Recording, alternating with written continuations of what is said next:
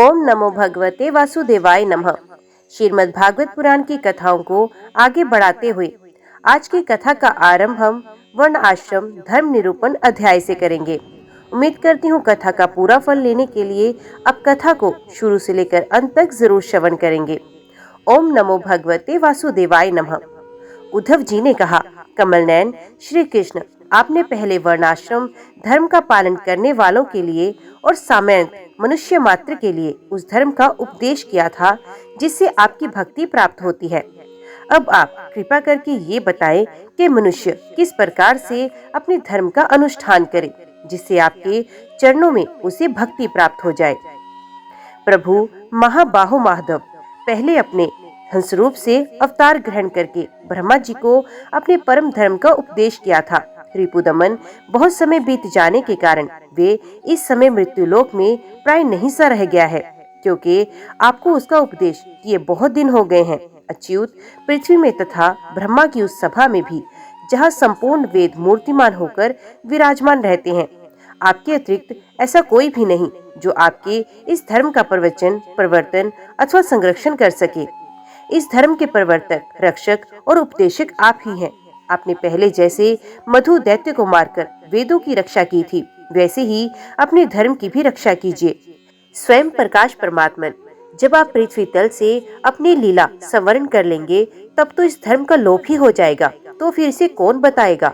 आप समस्त धर्मों के मर्मज्ञ हैं, इसलिए प्रभु आप उस धर्म का वर्णन कीजिए जो आपकी भक्ति प्राप्त कराने वाला है, और ये भी बताइए कि किसके लिए उसका कैसा विधान है। श्री सुखदेव जी कहते हैं, परीक्षित, जब इस प्रकार भक्त शिरोमणि उद्धव जी ने प्रश्न किया तब भगवान श्री कृष्ण ने अत्यंत प्रसन्न होकर प्राणियों के कल्याण के लिए उन्हें सनातन धर्मों का उपदेश दिया। भगवान श्री कृष्ण ने कहा, प्रिय उद्धव, तुम्हारा प्रश्न धर्ममय है, क्योंकि इससे वर्णाश्रम धर्मी मनुष्यों को परम कल्याण स्वरूप मोक्ष की प्राप्ति होती है। अतः मैं तुम्हें उन धर्मों का उपदेश करता हूँ, सावधान होकर सुनो। जिस समय इस कल्प का प्रारंभ हुआ था और पहले सतयुग चल रहा था, उस समय सभी मनुष्यों का हंस नामक एक ही वर्ण था। उस युग में सब लोग जन्म से ही कृत्य होते थे, इसलिए उसका नाम कृत युग भी है। उस समय केवल प्रणव ही वेद था और तपस्या, शौच, दया एवं सत्य रूप 4 चरणों से युक्त मैं ही वृषभ रूपधारी धर्म था। उस समय के निष्पाप एवं परम तपस्वी भक्तजन मुझ हंस स्वरूप शुद्ध परमात्मा की उपासना करते थे। परम भाग्यवान उद्धव, सतयुग के बाद त्रेता युग का आरंभ होने पर मेरे हृदय से श्वास पर श्वास के द्वारा ऋग्वेद, सामवेद और यजुर्वेद रूप त्रिय विद्या प्रकट हुई, और उस त्रिय विद्या से होता अर्धयु और उद्गाता के कर्म रूप 3 भेदों वाले यज्ञ के रूप से मैं प्रकट हुआ। विराट पुरुष के मुख से ब्राह्मण, भुजा से क्षत्रिय, जंघा से वैश्य और चरणों से शूद्रों की उत्पत्ति हुई। उनकी पहचान उनके स्वभाव अनुसार और आचरण से होती है। उद्धव जी, विराट पुरुष भी मैं ही हूँ, इसलिए मेरे ही उरुस्थल से गृहस्थाश्रम, हृदय से ब्रह्मचर्याश्रम, वक्षस्थल से वानप्रस्थाश्रम और मस्तक से संन्यास आश्रम की उत्पत्ति हुई। इन वर्ण और आश्रमों के पुरुषों के स्वभाव भी इनके जन्म स्थानों के अनुसार उत्तम, मध्यम और अधम हो गए। अर्थात उत्तम स्थानों से उत्पन्न होने वाले वर्ण और आश्रमों के स्वभाव उत्तम और अधम स्थानों से उत्पन्न होने वालों के अधम हुए। शम, दम, तपस्या, पवित्रता, संतोष, क्षमाशीलता, सीधापन, मेरी भक्ति, सत्य से ये ब्राह्मण वर्ण के स्वभाव हैं। तेज, बल, धैर्य, वीरता, सहनशीलता, उदारता, उद्योगशीलता, स्थिरता, ब्राह्मण भक्ति और ऐश्वर्य ये क्षत्रिय वर्ण के स्वभाव हैं। आसक्ता, दानशीलता, दंभहीनता, ब्राह्मणों की सेवा करना और धन संचय से संतुष्ट न होना ये वैश्य वर्ण के स्वभाव हैं।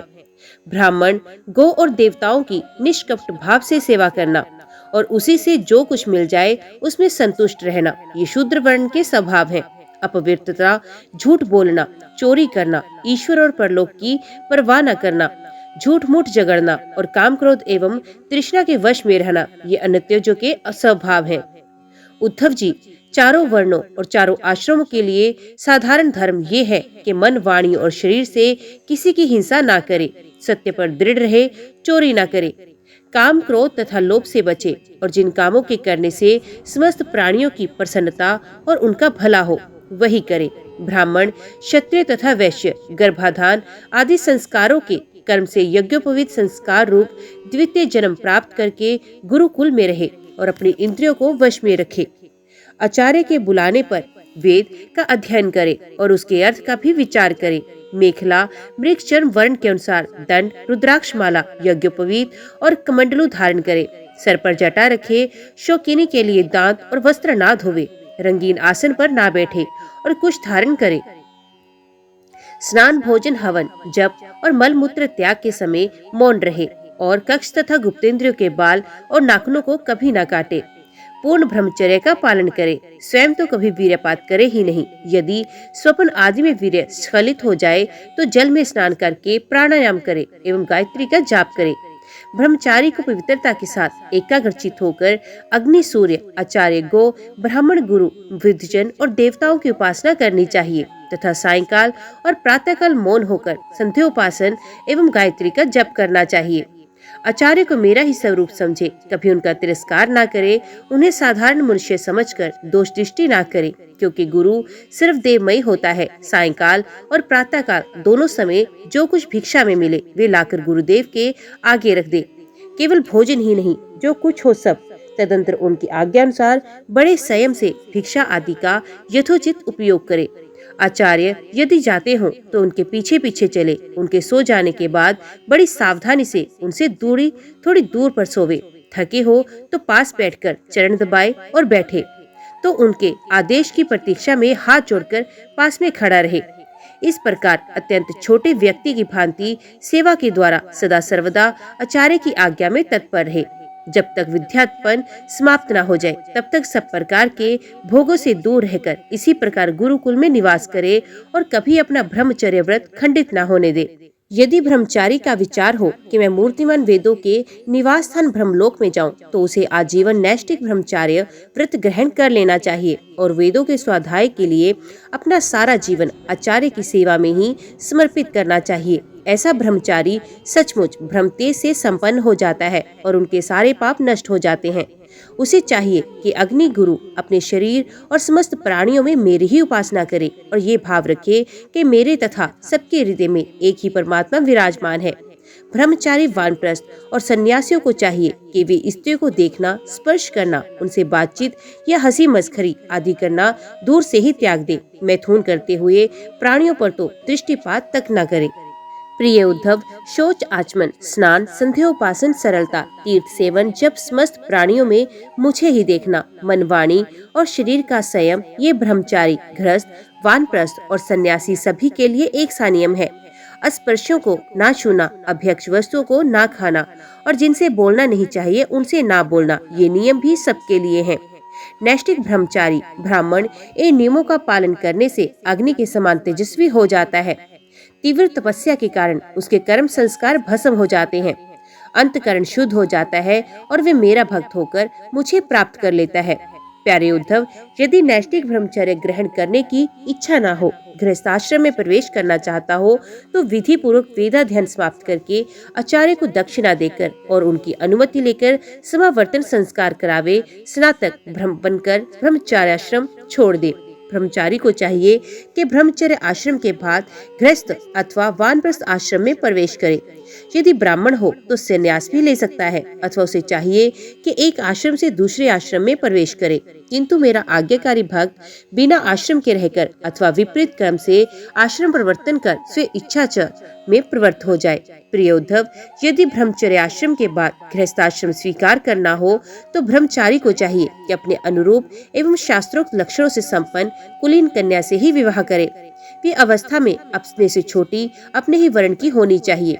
यदि कामवश अन्य वर्ण की कन्या से और विवाह करना हो तो अपने से निम्न वर्ण की कन्या से विवाह कर सकता है।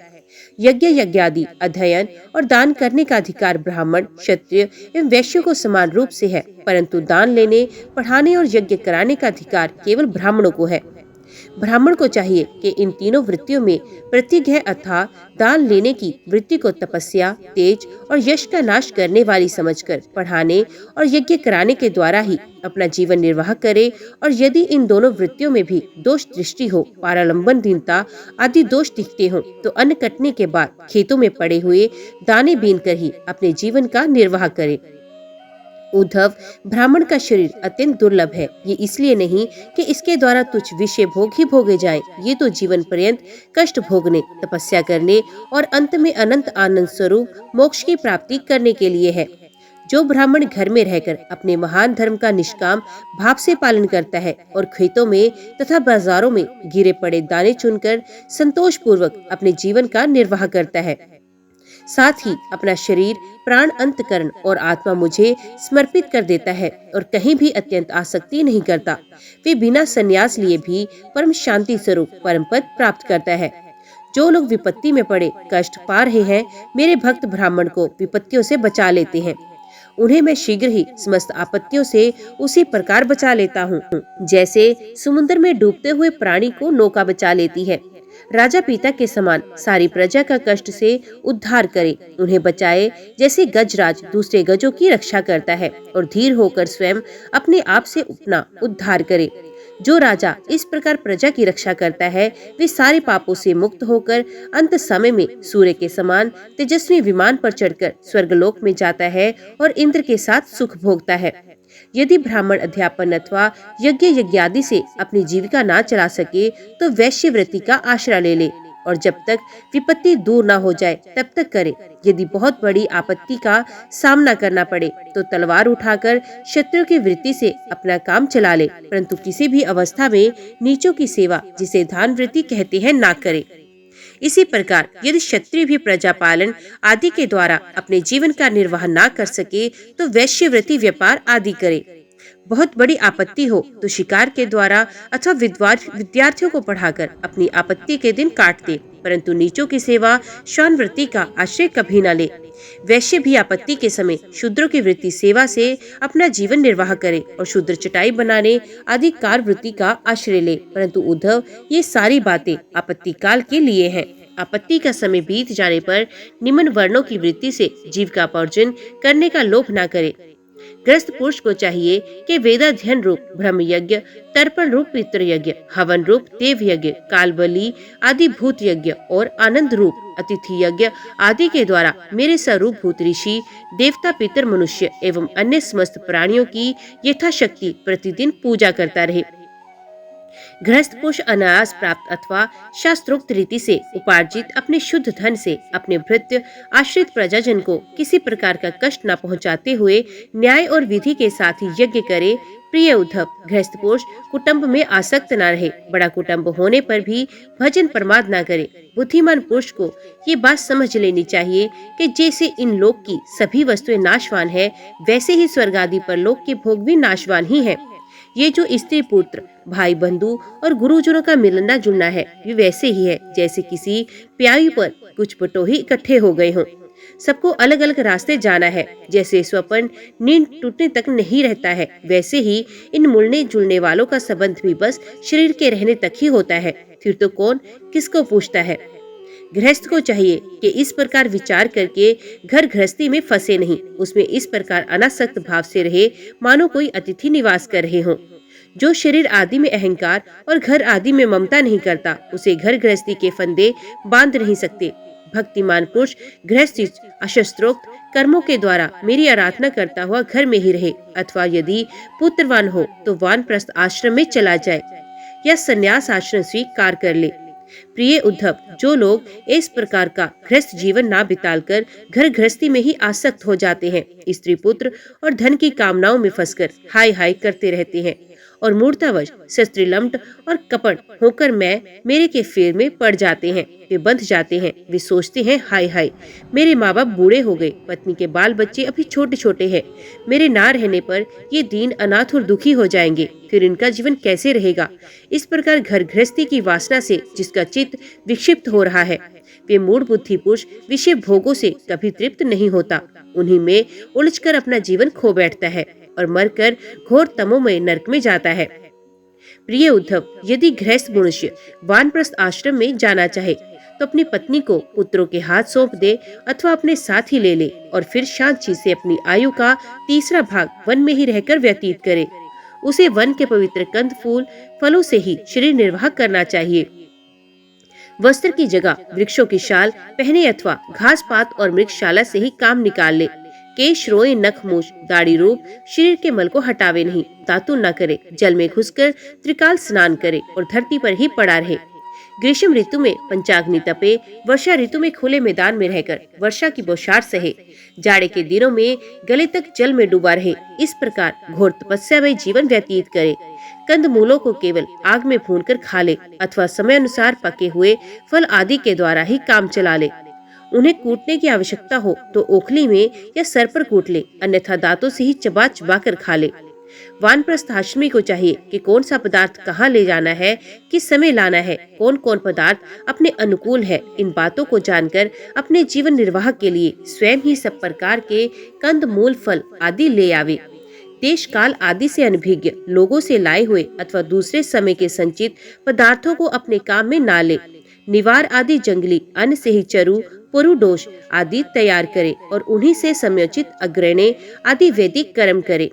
वानप्रस्थ हो जाने पर वेद विहित पशुओं द्वारा मेरा यजन न करे। वेद वेताओं ने वानप्रस्थी के लिए अग्निहोत्र, दृश, पौर्णमास और चातुर्मास्य आदि का वैसा ही विधान किया है जैसे गृहस्थों के लिए किया है। इस प्रकार घोर तपस्या करते करते मांस सूख जाने के कारण वानप्रस्थी की एक एक नस दिखने लगती है।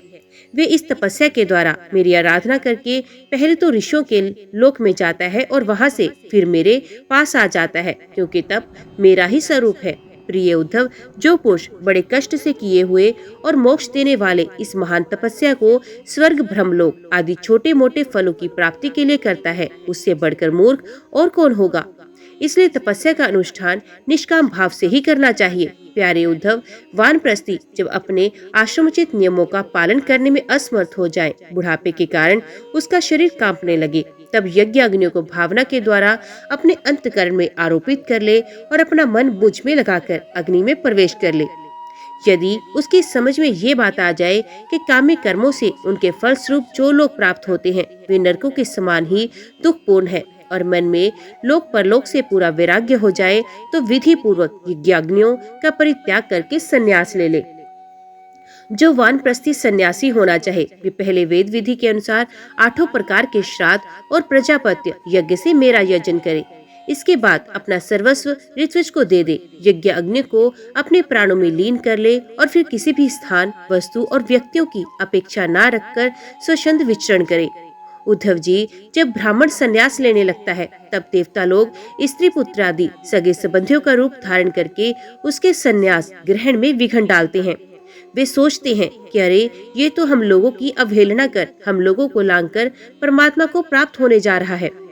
यदि सन्यासी वस्त्र धारण करे तो केवल लंगोटी लगा ले और अधिक से अधिक उसके ऊपर एक छोटा सा टुकड़ा लपेट ले कि जिसमें लंगोटी ढक जाए, तथा आश्रमोचित दंड और कमंडलों के अतिरिक्त और कोई भी वस्तु अपने पास ना रखे। ये नियम आपत्ति काल को छोड़कर सदा के लिए है। नेत्रों से धरती देखकर पैर रखे, कपड़े से छानकर जल पिए, मुंह से प्रत्येक बात सत्यपूत सत्य से पवित्र हुई है यही निकाले और शरीर से जितने भी काम करे बुद्धि पूर्वक सोच विचार कर ही करे। वाणी के लिए मौन, शरीर के लिए निश्चेष्ट स्थिति और मन के लिए प्राणायाम दंड है। जिसके पास ये तीनों दंड नहीं है वे केवल शरीर पर बांस के दंड धारण करने से दंडी स्वामी नहीं हो जाता। सन्यासी को चाहिए कि जातिच्युत और गोघाती आदि पतितों को छोड़कर चारों वर्णों की भिक्षा ले, केवल अनिश्चित 7 घरों से जितना मिल जाए उतने से ही संतोष करे। इस प्रकार भिक्षा लेकर बस्ती के बाहर जलाशय पर जाए, वहां हाथ पैर धोकर जल के द्वारा भिक्षा पवित्र कर ले, फिर शास्त्रोक्त पद्धति से जिन्हें भिक्षा का भाग देना चाहिए उन्हें देकर जो कुछ बचे उसे मौन होकर खा ले। दूसरे समय के लिए बचाकर ना रखे और ना अधिक मांग कर ही लाए। सन्यासी को पृथ्वी पर अकेले ही विचरना चाहिए, उसकी कहीं भी आसक्ति ना हो, सब इंद्रियां अपने वश में हो, वे अपने आप में ही मस्त रहे, आत्म प्रेम में ही तन्मय रहे, प्रतिकूल से प्रतिकूल परिस्थितियों में भी धैर्य रखे और सर्वत्र समान रूप से स्थित परमात्मा का अनुभव करता रहे। सन्यासी को निर्जन और निर्भय एकांत स्थान में रहना चाहिए। उसका हृदय निरंतर मेरी भावना से विशुद्ध बना रहे। वे अपने आप को मुझसे अभिन्न और अद्वितीय अखंड के रूप में चिंतन करे। वे अपनी ज्ञान निष्ठा से चित्त के बंधन और मोक्ष पर विचार करे तथा निश्चय करे कि इंद्रियों का विषय के लिए विक्षिप्त होना, चंचल होना बंधन है और उनको संयम में रखना ही मोक्ष है। इसलिए सन्यासी को चाहिए कि मन एवं पांचों ज्ञान इंद्रियों को जीत ले, भोगों की शुद्धता समझकर उनकी ओर से सर्वथा मुंह मोड़ ले और अपने आप में ही परम आनंद का अनुभव करे। इस प्रकार वे मेरी भावना से भरकर पृथ्वी में विचरता रहे। केवल भिक्षा के लिए ही नगर, गांव, अहीरों की बस्ती या यात्रियों की टोली में जाए, पवित्र देश, नदी, पर्वत, वन और आश्रम में से पूर्ण पृथ्वी में बिना नहीं ममता जोड़े घूमता फिरता रहे। भिक्षा भी अधिकतर वानप्रस्थियों के आश्रम से ही ग्रहण करे, क्योंकि कटे हुए खेतों के दाने से बनी हुई भिक्षा शीघ्र ही चित्त को शुद्ध करती है और उससे बचा खुचा मोह दूर होकर सिद्धि प्राप्त हो जाता है। विचारवान सन्यासी दृश्यमान जगत को सत्य वस्तु कभी न समझे, क्योंकि ये तो प्रत्यक्ष ही नाशवान है। इस जगत में कहीं भी अपने चित्त को लगावे नहीं। इस लोक और परलोक में जो कुछ करने पाने की इच्छा हो उसे विरक्त हो जाए। सन्यासी विचार करे कि आत्मा में जो मन, वाणी और प्राणों का संघात रूप ये जगत है, ये सारा का सारा माया ही है। इस विचार के द्वारा इसका बाध करके अपने स्वरूप में स्थित हो जाए, फिर कभी उसका स्मरण भी ना करे। ज्ञाननिष्ठ, विरक्त, मुमुक्षु और मोक्ष की भी अपेक्षा ना रखने वाला मेरा भक्त आश्रमों की मर्यादा में बद्ध नहीं है। वे चाहे तो आश्रमों और उनके चिन्हों को छोड़ छाड़कर वेद शास्त्र के विधि निषेधों से परे होकर स्वच्छंद विचरे। वे बुद्धिमान होकर भी बालकों के समान खेले, निपुण होकर भी जड़वत रहे, विद्वान होकर भी पागल की तरह बातचीत करे और समस्त वेद विधियों का जानकर होकर भी पशुवृत्ति से रहे। उसे चाहिए कि वेदों के कर्मकांड भाग की व्याख्या में ना लगे, पाखंड ना करे, तर्क वितर्क से बचे और जहाँ कोरा वाद विवाद हो रहा हो वहाँ कोई पक्ष ना ले। वे इतना धैर्यवान हो कि उसके मन में किसी भी प्राणी से द्वेग ना हो और वे स्वयं भी किसी प्राणी को उद्गिन ना करे। उसकी कोई निंदा करे तो प्रसन्नता से सह ले, किसी का अपमान ना करे। प्रिय उद्धव, सन्यासी इस शरीर के लिए किसी से भी वैर ना करे। ऐसा वैर तो पशु करते हैं। जैसे एक ही चंद्रमा जल से भरे हुए विभिन्न पात्रों में अलग अलग दिखाई देता है, वैसे ही एक ही परमात्मा समस्त प्राणियों में और अपने में ही स्थित दिखाई देता है। सबकी आत्मा तो एक ही है। पंचभूतों से बने हुए शरीर भी सबके एक ही हैं, क्योंकि सब पांच भौतिक ही तो हैं। प्रिय उद्धव, सन्यासी को किसी दिन यदि समय पर भोजन ना मिले तो उसे दुखी नहीं होना चाहिए, और यदि बराबर मिलता रहे तो हर्षित नहीं होना चाहिए। उसे चाहिए कि वे धैर्य रखे, मन में हर्ष और विषाद दोनों प्रकार के विकार ना आने दे, क्योंकि भोजन मिलना और ना मिलना दोनों ही प्रारब्ध के अधीन है। भिक्षा अवश्य मांगनी चाहिए, ऐसा करना उचित ही है, क्योंकि भिक्षा से ही प्राणों की रक्षा होती है।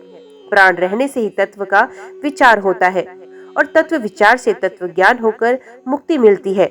सन्यासी को प्रारब्ध के अनुसार अच्छी या बुरी जैसी भी भिक्षा मिल जाए उसी से पेट भर ले। वस्त्र और बिछौने भी जैसे मिल जाए उन्हीं से काम चलाए। उनमें अच्छेपन या बुरेपन की कल्पना ना करे। जैसे मैं परमेश्वर होने पर भी अपनी लीला से ही शौच आदि शास्त्रोक्त नियमों का पालन करता हूँ, वैसे ही ज्ञानिष्ठ पुरुष भी शौच, आचमन, स्नान और दूसरे नियमों का लीला से ही आचरण करे। वे शास्त्र विधि के अधीन होकर विधि किंकर होकर ना करे, क्योंकि ज्ञानिष्ठ पुरुष को भेद की प्रतीति ही नहीं होती। जो पहले ही थी वे भी मुझ सर्वात्मा के साक्षात्कार से नष्ट हो गई। यदि कभी कभी मरण पर्यंत बाधित भेद की प्रतीति भी होती है, तब भी देहपात हो जाने पर वे मुझसे एक हो जाता है। उद्धव जी, जितेंद्रिय पुरुष जब ये निश्चय हो जाए कि संसार के विषयों के भोग का फल दुख ही दुख है, तब वे विरक्त हो जाए, और यदि वे मेरी प्राप्ति के साधनों को ना जानता हो तो भगवत चिन्ह में तन्मय रहने वाले ब्रह्मनिष्ठ सद्गुरु की शरण ग्रहण करे। वे गुरु की दृढ़ भक्ति करे, श्रद्धा रखे, उसमें दोष कभी न निकाले। जब तक ब्रह्म का ज्ञान हो तब तक बड़े आदर से मुझे ही गुरु के रूप में समझता हुआ उनकी सेवा करे। किंतु जिसने पांच इंद्रियां और मन इन छयों पर विजय नहीं प्राप्त की, जिसके इंद्रिय रूपी घोड़े और बुद्धि रूपी सारथी बिगड़े हैं, जिसके हृदय में ना ज्ञान है ना तो वैराग्य, वे यदि त्रिदंडी सन्यासी का वेश धारण कर पेट पालता है तो वे सन्यास धर्म का सत्यानाश ही करता है।